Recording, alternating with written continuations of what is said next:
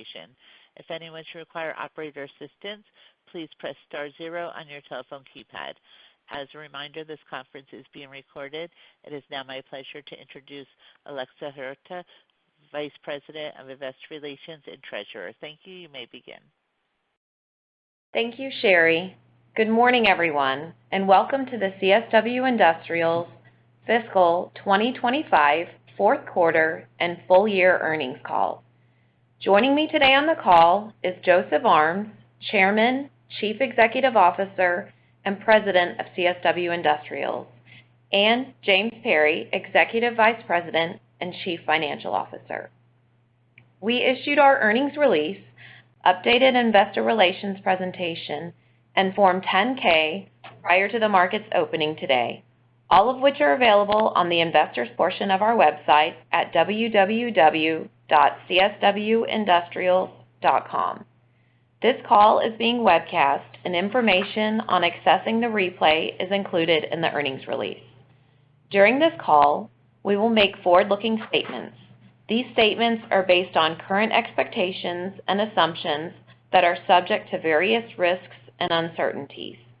Actual results could materially differ because of factors discussed today in our earnings release, in the comments made during this call, as well as the risk factors identified in our annual report on Form 10-K and other filings with the SEC. We do not undertake any duty to update any forward-looking statements. I will now turn the call over to Joe. Thank you, Alexa. Good morning, everyone. It is my pleasure to report that once again, our team has delivered record results for revenue, adjusted EBITDA, adjusted earnings per diluted share, and adjusted net income for the fourth quarter of fiscal year 2025.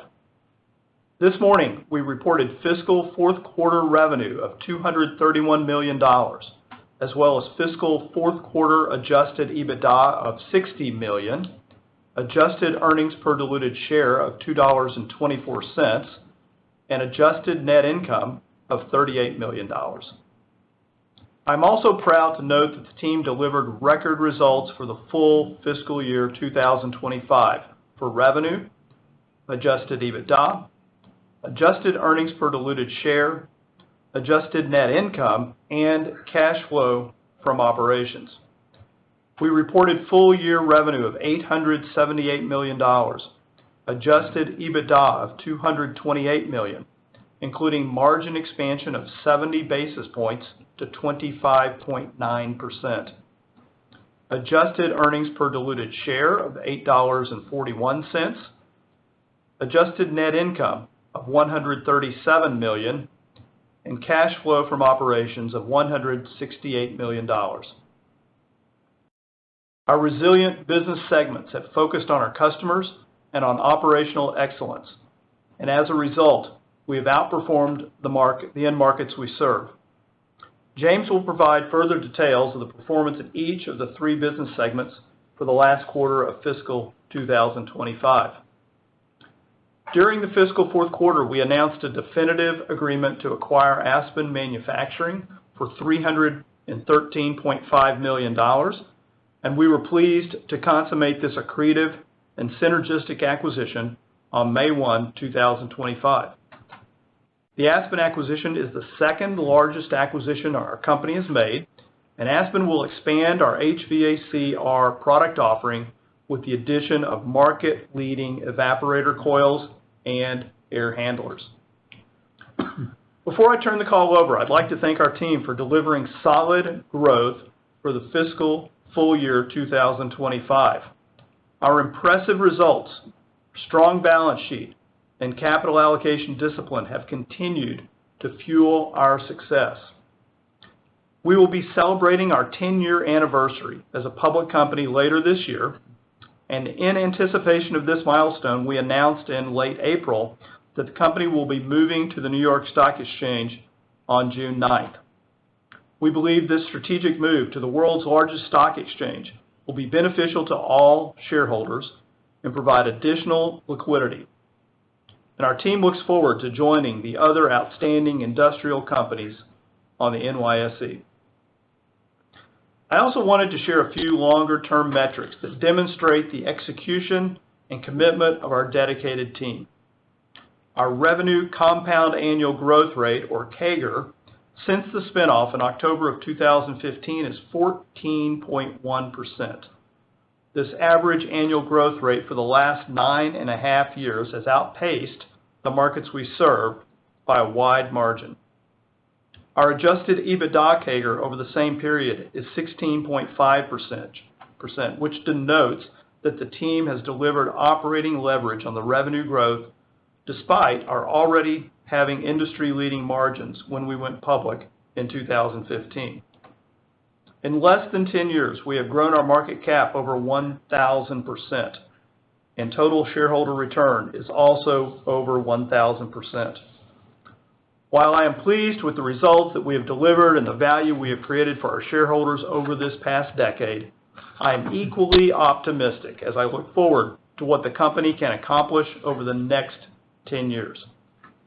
At this time, I'll turn the call over to James for a closer look at our results, and following those comments, I'll return and conclude our prepared remarks. Thank you, Joe, and good morning, everyone. As Joe mentioned, during fiscal 2025, we delivered record revenue of $878 million, representing growth of 11%.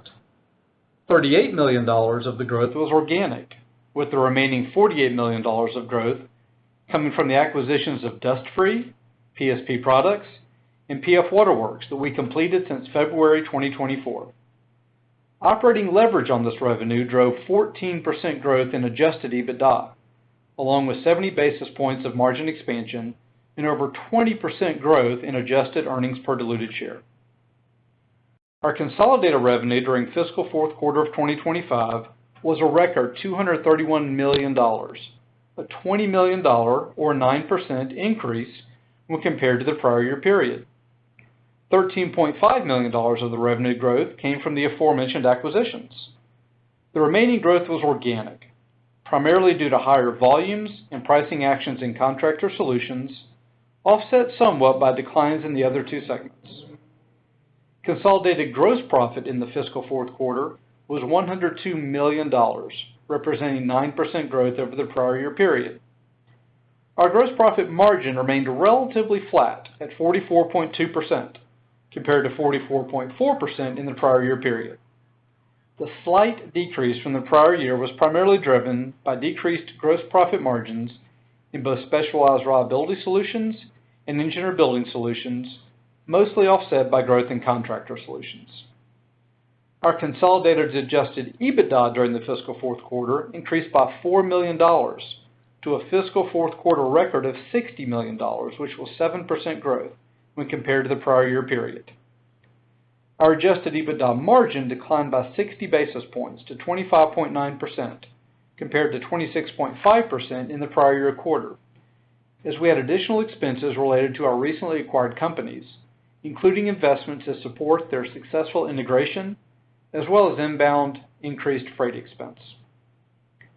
Adjusted net income attributable to CSW in the quarter was a fiscal fourth quarter record of $38 million, with a record $2.24 of adjusted earnings per diluted share, compared to $32 million or $2.04 respectively in the prior year period, representing 19% growth in adjusted net income and 10% growth in adjusted EPS. The lower EPS growth as compared to net income was due to the higher share count from the successful follow-on equity offering in September, in which we issued an additional 1.265 million shares for $347 million in proceeds net of fees. This growth came as a result of the aforementioned performance in adjusted EBITDA and lower interest expense, which turned to interest income in the fiscal second quarter after the full repayment of our revolver balance with the proceeds from our follow-on equity offering. There were two non-recurring adjusting items to EBITDA, net income, and EPS in the fiscal fourth quarter. The $2.1 million increase in the expected earn-out consideration for the PSP Products acquisition due to revenue outperformance since the acquisition, and $1.4 million of transaction expenses incurred during the quarter for the Aspen Manufacturing acquisition. Both of these adjusted items occurred in our Contractor Solutions segment. During the fourth quarter, our Contractor Solutions segment, with $166 million in revenue, accounted for 71% of our consolidated revenue and delivered $24.7 million, or 17.5% growth when compared to the prior year quarter.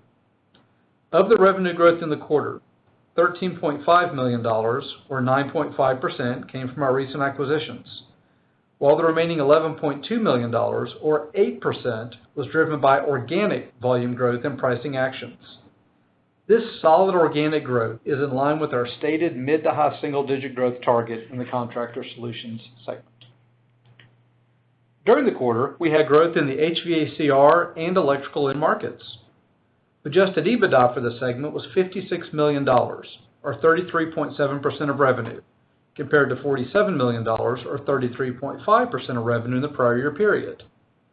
The slight increase in adjusted EBITDA margin came from higher gross margins due to pricing actions, which offset increased freight expense, combined with a decrease in operating expenses as a percent of revenue. Our Specialized Reliability Solutions segment revenue decreased by 9% to $38 million as compared to the prior period. Revenue increased in the general industrial end market, but declined in the energy, rail transportation, and mining end markets. The lower revenue was driven primarily by softer market demand, most pronounced early in the fourth quarter, which drove a decline in unit volumes versus the prior period, and also due to a stronger prior year fourth quarter due to a catch-up from shipping issues at the end of the third quarter of the prior fiscal year.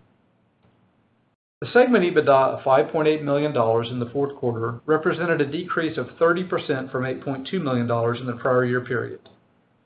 The EBITDA margin contracted 450 basis points to 15.3% in the current period, driven primarily by a decrease in gross margins due to the lower volume, more growth coming from lower margin products, and higher freight expenses related to the strategic management of international inventory ahead of tariffs.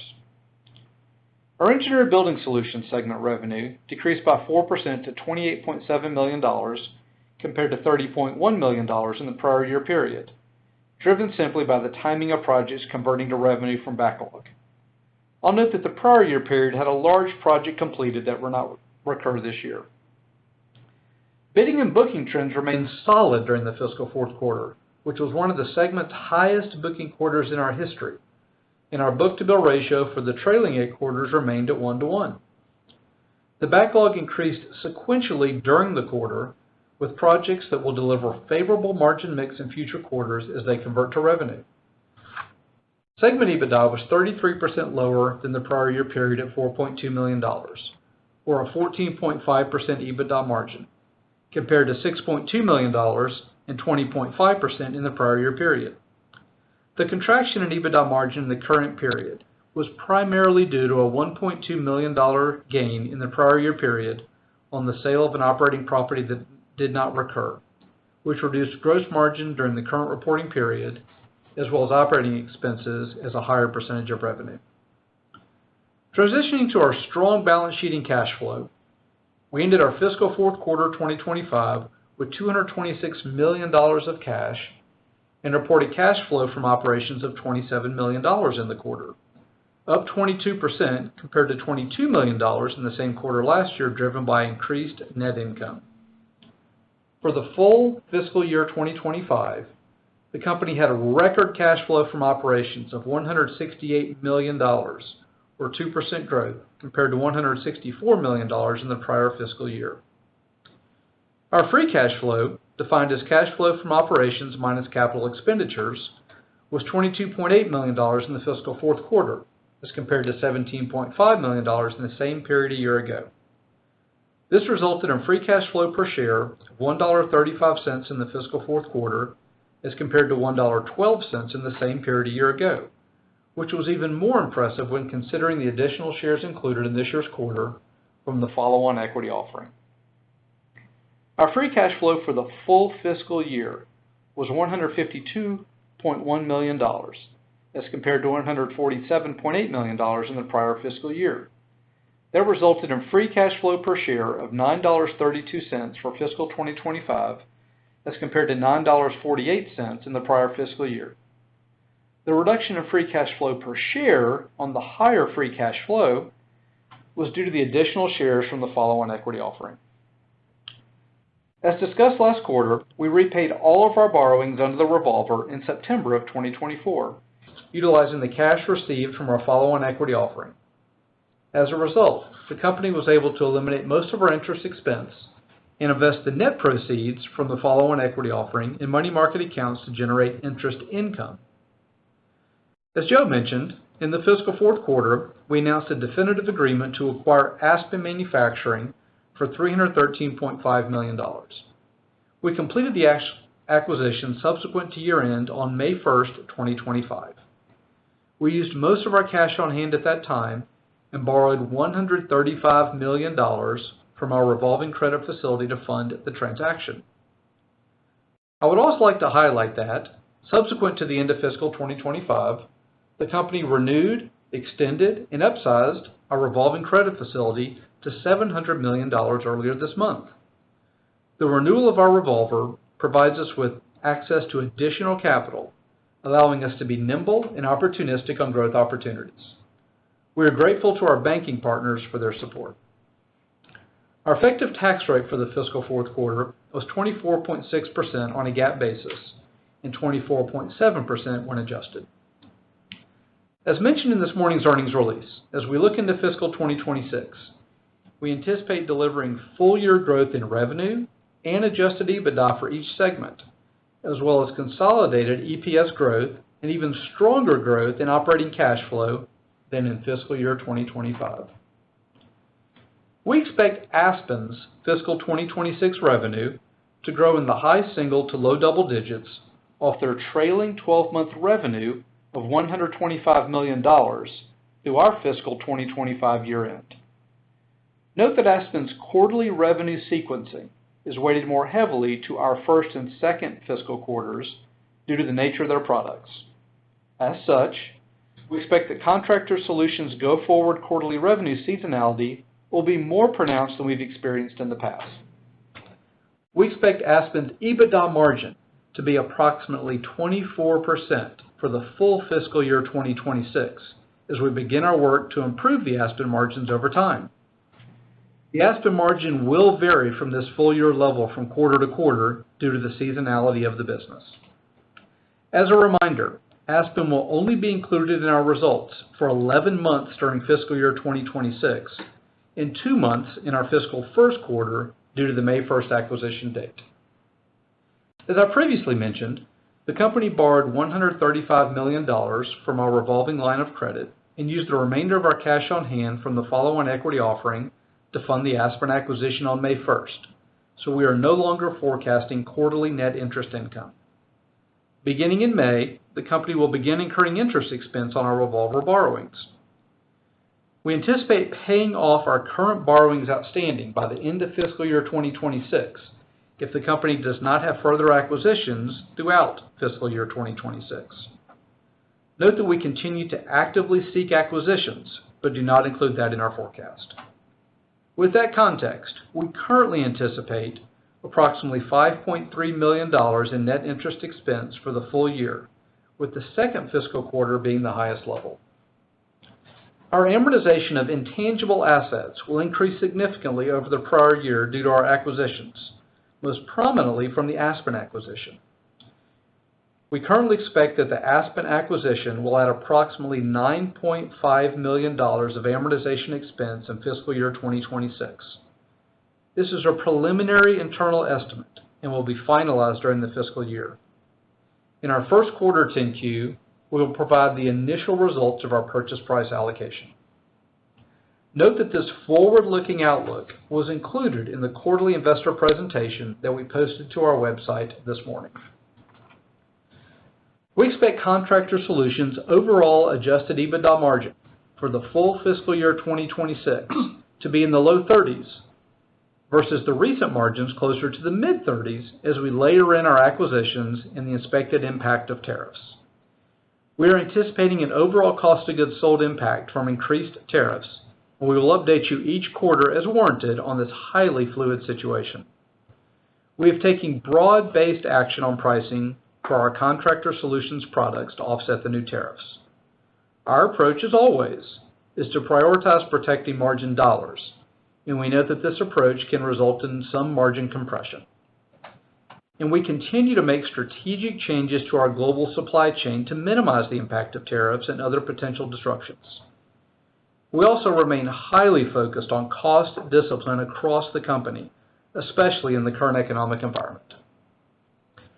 During fiscal year 2026, Specialized Reliability Solutions and Engineered Building Solutions are each expected to have higher full-year EBITDA margin on higher revenue than the prior year. We expect to see EPS growth in fiscal 2026, although the company does not anticipate EPS to grow as a percentage as much as revenue and EBITDA due to the additional shares outstanding from the follow-on equity offering, increased interest expense, and the increased intangible amortization from recent acquisitions. Thus, we continue to focus on EBITDA as the best comparable measure of our profitability growth over time. We currently forecast our fiscal 2026 tax rate to be 26%, which may vary from quarter to quarter due to specific items. With that, I'll now turn the call back to Joe for his closing remarks. Thank you, James.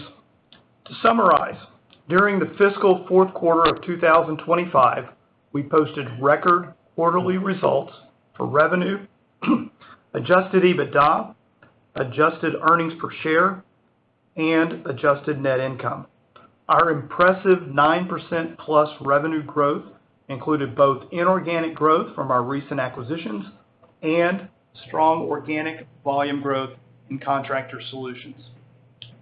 Looking ahead to the full fiscal year of 2026, we will continue to focus on delivering sustainable growth that exceeds the markets we serve.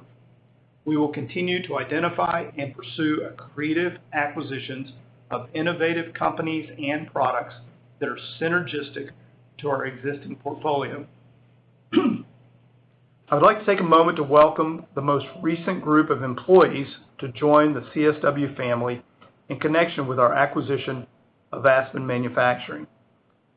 Aspen Manufacturing is one of the largest independent evaporator coil and air handler manufacturers for the HVAC/R industry and is a recognized leader in product quality and indoor comfort. All of Aspen's products are designed, engineered, and assembled in the U.S. Bringing this line of HVAC/R equipment and the Aspen team under the CSW umbrella will expand our current product offering and allow us to distribute these products through our existing distribution centers across the U.S. At CSW, we are committed to an employee-centric culture where we focus on recruiting and retaining great talent, offering rewarding careers, and recognizing team members who excel while providing them the opportunity to earn a safe, secure, and dignified retirement. I could not be more proud to announce that CSW Industrials has recently been certified as a great place to work for the third year in a row. This recognition is a testament to our focus on core values such as accountability, citizenship, teamwork, respect, integrity, stewardship, and excellence. How we succeed matters, and our success is shaped by the collaborative efforts of our team members. It's my pleasure to also announce that our board has recently approved a profit-sharing ESOP contribution for fiscal 2025 equal to 6% of each U.S. employee's salary, as well as an additional profit-sharing 401k contribution of 3% for fiscal 2025, which is in addition to our already healthy 6% match. As always, to close my prepared remarks, I just want to thank the dedicated team here at CSW Industrials, who collectively own approximately 4% of our company through the employee stock ownership plan, as well as all of our shareholders for your continued interest in and support of CSW Industrials. So, operator, we're now ready for questions. Thank you. If you would like to ask a question, please press star one on your telephone keypad. A confirmation tone will indicate your line is in the question queue. You may press star two if you would like to remove your question from the queue. For participants using speaker equipment, it may be necessary to pick up your handset before pressing the star keys. One moment while we pull for questions. Our first question is from Jon Tanwanteng with CJS Securities. Please proceed. Thank you for taking my questions, and congrats on a nice quarter. I was wondering if you could go over in a little more detail the impact of tariffs on your COGS, maybe you saw on a trailing basis, if any, and what your assumptions are, by segment going forward, with Vietnam especially in focus. Sure, John. Good morning. It's James. Thanks for being on as always. Appreciate your coverage. Tariffs is obviously very dynamic. There's not a lot of trailing impact yet, just given the lag of that and when tariffs came into play. As you may recall, in our fiscal third quarter, we brought in extra inventory as well as early in the fourth quarter to get ahead of any potential tariffs. So we've been working through that inventory the last couple of months, so there's not much trailing impact. As we go forward, as a reminder, despite the current pause on tariffs, there's still a 10% tariff everywhere and 30% plus in China. And as you know, we do have some of our product that comes out of China. We expect for fiscal 26 for that number to be at or a little less than 10%. As I mentioned, we've been working hard to strategically move things around. The addition of Aspen, which is fully United States-based, helps that percentage as well. Vietnam continues to be important to us with our facility there. We have no owned facilities internationally outside of in Vietnam. Vietnam's in the 30s now as a result. So we're watching the tariffs very closely. Obviously, the current pause is helpful in the near term. And as I mentioned, we've had some broad-based pricing action on certain products that have been impacted, and that's a product-by-product type conversation. So we do expect that there's going to be an impact. We do expect that we'll weather that well, working closely with our customers on that. And again, as we continue to strategically work our way out of areas like China into other areas that have less impact there, I think we're gonna come out of the other end in really good shape. Okay, great. Thank you. And then, just in regards to the M&A pipeline, you mentioned being able to pay off your debt, your revolver by the year end. You're increasing the size of your revolver. Is there more in the pipeline that would utilize that capacity, or is that more of just in case as you can move forward? Well, John, this is Joe. As you know, we have been acquisitive since the beginning, and so we will continue to do that. We take a very disciplined approach, and so we never forecast acquisitions. We have said, since the equity offering, that we feel like we can fund the typical strategic product line extension type acquisitions that are smaller through our free cash flow that we generate through operations.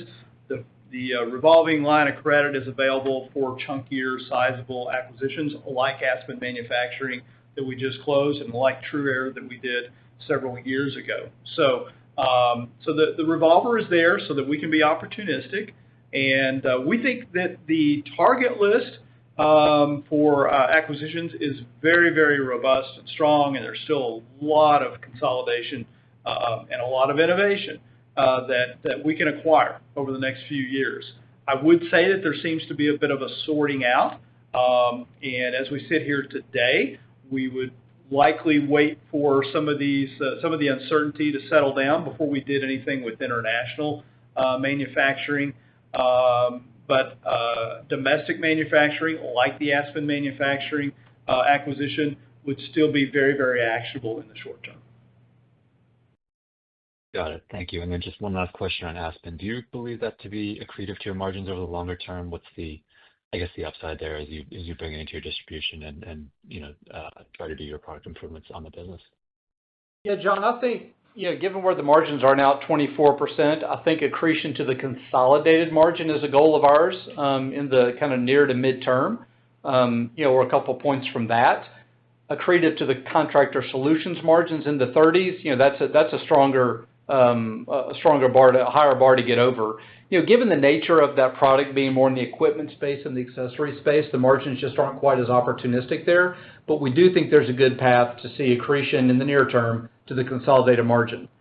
I will also say, as I mentioned in my script, that we're really highly focused on the EBITDA from that acquisition. You're going to have intangible amortization, as I detailed, and is in the investor deck online.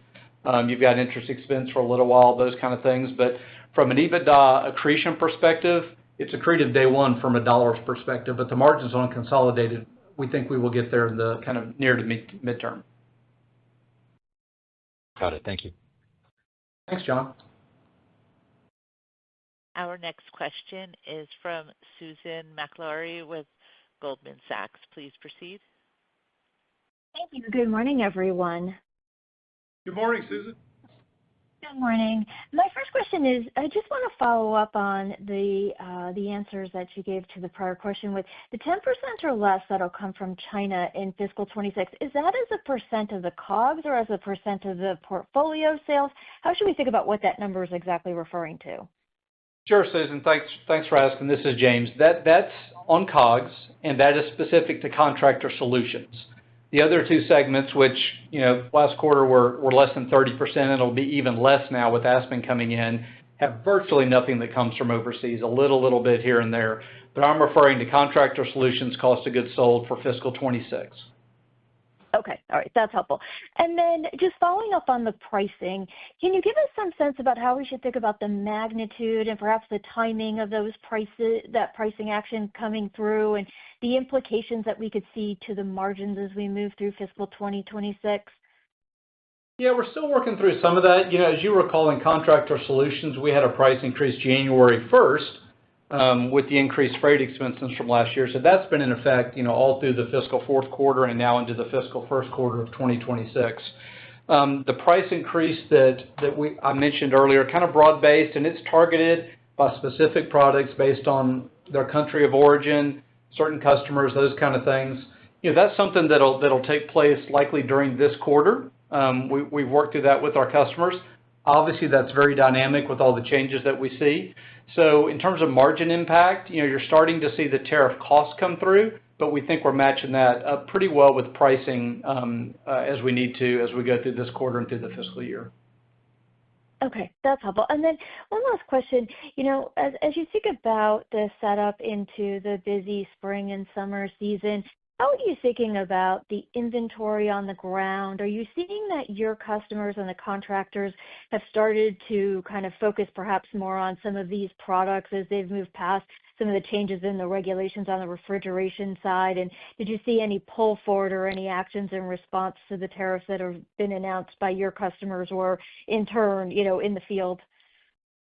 I don't think we've seen anything terribly unusual. We had a nice fiscal fourth quarter with 8% organic growth in Contractor Solutions. We were really happy with the performance of that team on the ground. It's been a little later hot season. If you look at, cooling days across the country so far, I think people have taken a bit of a wait and see approach at the very beginning of the quarter, but overall things feel relatively normal. I think what you saw, the pull forward on the equipment from the OEMs was probably more pronounced with the refrigeration change to be sure they had the new equipment as well as the old equipment. As we've said all along, that just hasn't affected us a whole lot. I think our normal seasonality and pattern of purchasing from our customers for the parts and accessories, and now with Aspen, the evaporator coils, which are more of a replacement part, has been pretty normal. Okay. All right. Thanks for all the color and good luck. Thanks, Susan. Our next question is from Sam Reed with Wells Fargo. Please proceed. Awesome. Thanks so much. Really appreciate all the context on Aspen, the detail you gave on the margin profile. Wanted to drill down a little bit on the swings in margins interquarter, just for modeling purposes. Sounds like overall margins running at around 24%, but maybe just give us some bands around that 24%, just so we have some guardrails for modeling. Yeah, Sam, this is James. That's hard. I think we'll be able to give you more clarity as we go through this first couple of quarters of owning Aspen. Obviously, we're looking to make improvements where we can. It's several hundred basis points either side of that 24%. I can safely say that. How many hundreds of basis points it is, I think we're going to, we'll learn as we go through this first year because obviously, we'll get them into our accounting system and our operations and those kind of things. So I think it's early to give beyond that. We wanted to give you what we could and at least give you a sense of that 24%, give you some sense of revenue. But being able to get detailed on the swings quarter to quarter is a little premature for us. No, that's fair. And then just another quick one on Aspen. Just historically, has Aspen taken pricing kind of in line with the industry? Has it taken pricing ahead of the industry? And just maybe any context on price gaps versus some of the competitors in the air handler and evaporator coil space? Yeah, I think Aspen's done a good job. Obviously, as they've become part of our environment now, May 1st, and we're working with them on that. Couldn't really do anything before that, and working with them, of course. But Aspen's done a good job of that, and I think that you'll see, them react like the competitors do, them react as they need to. But again, Aspen doesn't have the tariff impact necessarily, given that it's U.S. based. So as we compete with evaporator coils and air handlers that have either components or the full system coming in from overseas, you have an opportunity there. But in general, Aspen's doing a good job with pricing, and they'll fall into the same discipline that we do from a cost perspective and a pricing perspective with the rest of Contractor Solutions. No, that's helpful. And then maybe if I could just squeeze one more in here, tariff pricing. You sell into multiple channels. You sell into distributors, you sell into retailers. Talk through kind of how those pricing discussions have worked by channel. And then are you finding it easier to push pricing through on the distribution side versus, say, some of the home centers? Yeah, I don't think we bifurcate quite that much. Obviously, each customer is a little bit different. We've always said where we are in the supply chain is important, so our ability to push pricing and that working its way through the system we feel comfortable with. But, I think it's early, and I don't think we get so precise to bifurcate, retail versus distribution. As a reminder, we are heavily weighted towards distribution. Retail plays a role in some of the products, of course, but our ability to look at pricing and have good relationships and always think about the long term with distributors is very important to us. As I mentioned, we're focused on the dollars, not the margin as much. So you may see a little bit of compression. We saw that, Sam, you weren't with us at the time, but we saw that during COVID, and we recovered that over time as some of those costs came back down. But again, we continue to focus on those distribution customers. Where we have relationships with retailers, we're having good discussions there as well. Awesome. Thanks so much. I'll pass it on. Thanks, Sam. Our next question is from Jamie Cook with Truist Securities. Please proceed. Hi, good morning. I guess two questions. One, just on, we're in May and your quarter ended March. Just wondering if there was any change in demand as we entered into April, in May, across the portfolio. And then my second question on Contractor Solutions, it sounds like organic growth is still expected to be healthy in 2026. Obviously, you're putting through price increases because of tariffs. Do you assume volumes are still healthy, or do you assume to what degree does higher pricing sort of have a negative impact on volumes? And then my last question is, just on Engineered Building Solutions. Organic growth was obviously negative, but you posted a strong book-to-bill, and your bookings were up 18%. So just wondering when we should see that translate into positive organic growth for EBS. Thank you. Yeah, Jamie, thanks. And if I missed some of that, circle back, please. I'll start at the end. Engineered Building Solutions, again, we wanted to highlight historically strong booking quarter for us. And given, things like the ABI index and those kind of things, we're really proud of the team. We're focused on the direct sales of those smoke curtains. We're focused on the right projects that are still getting built and getting permitted. One thing that our leadership team has told us, they're seeing a higher number of rebiddings, which means projects are getting very close to getting done, instead of just kind of that initial bid they throw out but don't turn into a booking. So we had a really nice fourth quarter across the board. They're really bucking some of the industry trends based on the team's hard work there and the commercial sales efforts. And we think we're going to have a nice, booking year in fiscal 26 as well. In terms of when that turns into revenue, obviously some of it's rather near term. Things like smoke curtains can be, near term depending on when they're bid and booked.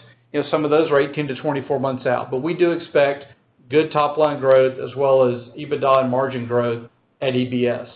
Within Specialized Reliability Solutions, going back to your demand question again, we had a soft fourth quarter. January, February were soft. As we exited March, April, and now into May, we've seen things pick up some. You still have a little bit of softness in the energy markets, for example, but the team is doing a good job finding opportunities.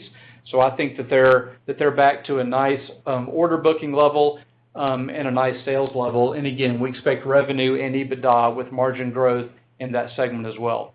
In Contractor Solutions, as I mentioned, 8% organic growth in the fiscal fourth quarter. We do expect kind of mid to high single digit growth, as we go mid and long term in that business. That's going to vary a little bit quarter to quarter. We feel good about it.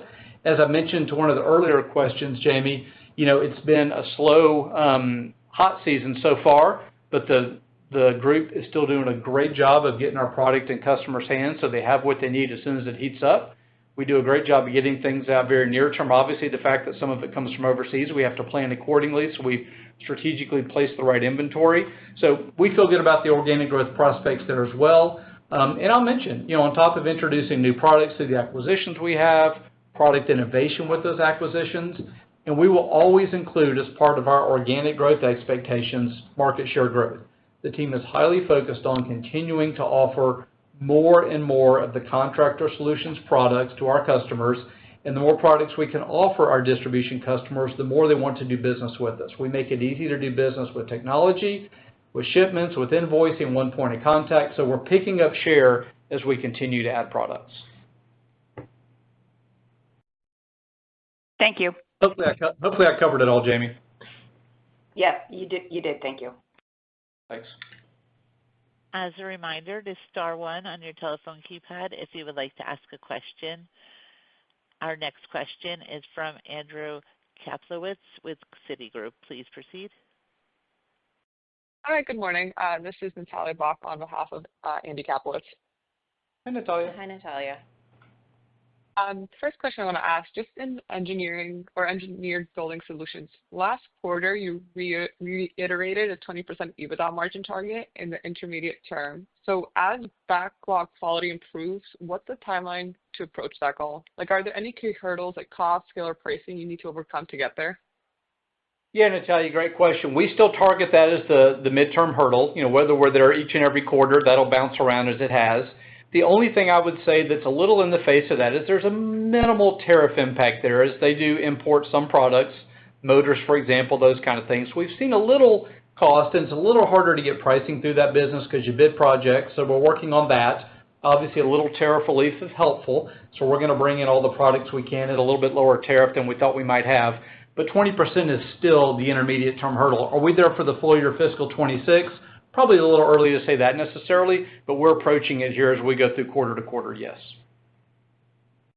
Helpful. And then just in SRS, margins compressed this quarter, but what specific factors contributed to the poor performance? But more importantly, what strategies are in place to address these challenges? I saw in the presentation, there's a mention of new product introductions and new deals in process. So maybe if you could expand on those points. Yeah, sure, Natalia. The biggest factor for Specialized Reliability Solutions, as we've talked about, is volume. And it was a soft January and February. Certainly compared to the prior year, we had some catch up last year from some shipments we missed. But, volume matters in that business. And the volume was soft in January and February, and that's just going to hit margins. Your absorption's not as strong with your overhead. It's a pretty high fixed cost base there. Also, as we went through the mix in the quarter, we had a few more products that sold that were just lower margin products. That's going to vary quarter to quarter. So nothing is wrong with that business. Nothing intuitively tells us that that's the new hurdle. We've talked about that being a 20% margin business as well. They've hit it several times. So I think more than anything, it's making sure we have the volume. One thing that's a little under the radar, we've mentioned just in passing to folks, we relocated a facility from Pennsylvania down to our main facility here in Texas. And that's our highest margin group of products. And so, we eliminate a little bit of cost by moving that down here. But secondly, we've got more eyes on those products now. We're doing better with product development there, having it right here in the same lab, in the same facility. And so we're doing things like that structurally that will continue to push top line and bottom line growth and help those margins. Got it. Helpful. That's all my questions. Congrats on the quarter. Thanks, Natalia. There are no further questions at this time. I would like to turn the conference back over to Joe Armes for closing remarks. Thank you. And we just want to thank everyone for joining us for this fourth quarter and full year conference call. Appreciate your support and look forward to the next time we'll be in contact. Thank you.